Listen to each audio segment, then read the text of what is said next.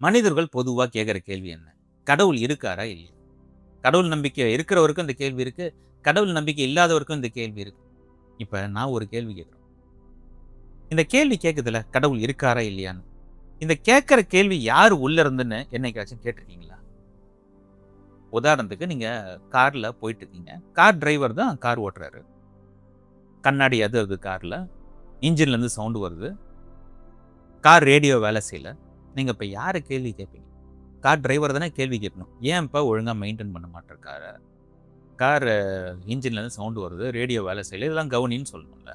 அத விட்டுட்டு நீங்க என்ன பண்றீங்க? ரோடு குறுகலா இருக்கு, ரோடு பள்ளம் மேடா இருக்குன்னு சொல்லிட்டு இருக்கீங்க. இப்ப கடவுள் இருக்காரா? இல்லையான்ற கேள்வி முக்கியம் கிடையாது. இந்த கேள்வி யார் கேட்கறாங்கன்றது தான் முக்கியம். உங்கள யாரோ அவமானப்படும்போது நீங்க கோவப்படுறீங்க.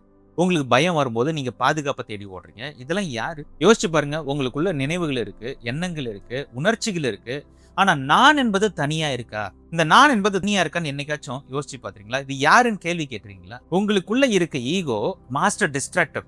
அது தன்னை பார்க்க விடாம தடுக்குது. ஏன்னா அதுக்கு பயம். தன்னை பார்த்துட்டா அது காணா போயிடும்னு பயம். என்னைக்கு நீங்க இந்த ஈகோவ பார்க்குறீங்களோ, அது காணா போயிடும். அந்த ஈகோ போயிடுச்சுன்னா, நான் என்பதே இருக்காது. அப்புறம் எங்க இந்த கேள்வி வரும்? கடவுள் இருக்காரா? இல்லையான்னு.